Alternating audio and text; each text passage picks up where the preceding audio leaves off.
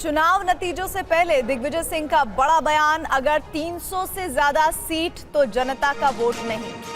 वो ये कह रहे हैं कि अगर बीजेपी को 300 से ज्यादा सीटें मिलती हैं तो फिर ये जनता का वोट नहीं है।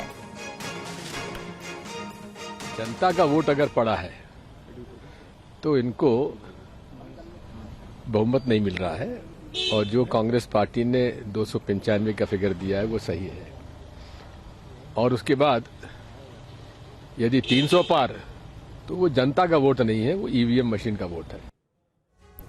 कांग्रेस नेता दिग्विजय सिंह के इसी बयान पर बीजेपी नेताओं ने पलटवार भी किया।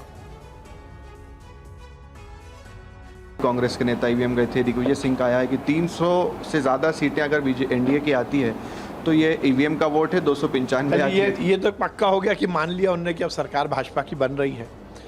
कल आप लोग फिर से बाइट लोगे ना उनकी, कांग्रेस के विपक्ष के नेताओं की, जब वो बुरी तरह हारेंगे तो उसकी स्क्रिप्ट पहले ही लिख रहा है। वो पहले से वो स्क्रिप्ट अच्छे से बोल पाए, उसकी रिहर्सल चल रही है, अपनी फेस सेविंग कर रहे हैं। उनको भी मालूम। और ध्यान रखना, बहुत सारे कांग्रेसी ऐसे होंगे जिन्होंने मोदी को ही वोट दिया होगा। राहुल गांधी तो एग्जिट पोल को भी डिनाई कर रहे हैं, कह रहे हैं कि जो पोल आया है वो मोदी पोल है।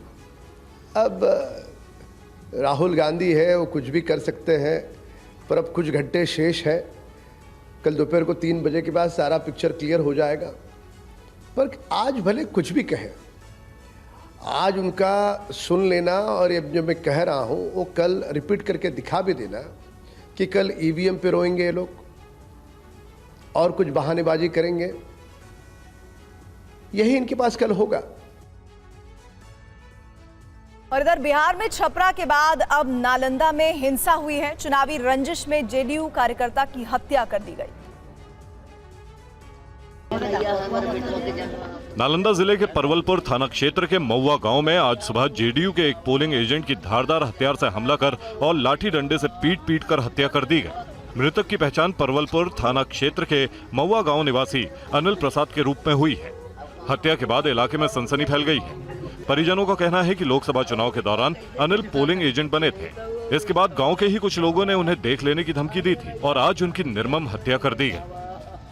सब जिला में पोलिंग दिन बोल दिया था रिजल्ट के पहले तुमको देख लेंगे, देखो क्या हो जाएगा। तो रिजल्ट के आते आते रिजल्ट कल है, आज मार दिया। घटना की जानकारी मिलने के बाद जेडीयू प्रत्याशी कौशलेंद्र कुमार सदर अस्पताल पहुंचे और मृतक के परिजनों को सांत्वना दी।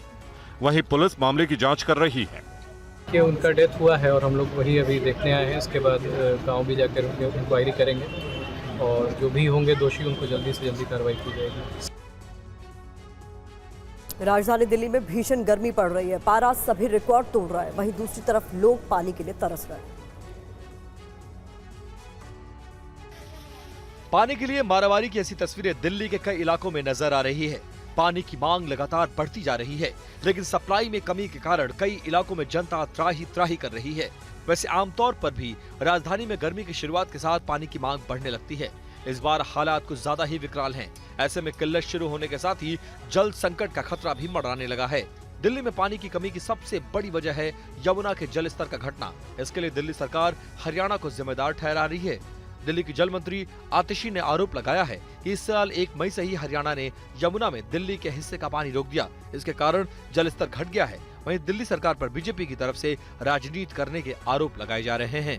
दिल्ली का विलेन अरविंद केजरीवाल, जिन्होंने पानी के लिए तड़पाया दिल्ली को, जिन्होंने बुजुर्गों को पेंशन के लिए तड़पाया, जिन्होंने गरीबों को राशन कार्ड के लिए तड़पा दिया। जब जेल में थे, जेल से आए मोहलत पे वापस दिल्ली की जनता कट्टर करप्ट कहते हुए जब नकार के भेज रही है, तो गांधी जी के समाधि पे जाकर के अपने उस पाप का अंश पता नहीं क्यों उस पवित्र धरती पे ले जाना चाह रहे हैं।